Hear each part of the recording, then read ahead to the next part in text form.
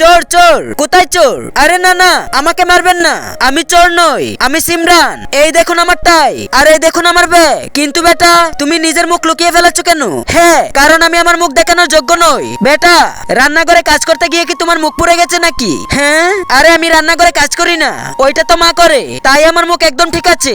নিশ্চয়ই ও চুরি ডাকাতি করেছে আর পুলিশের পেছনে লেগেছে। কি যাতা বলছিস? এক সেকেন্ড, আমি চুরি চামারি করি না। বারবার আমাকে চোর বলছিস কেন?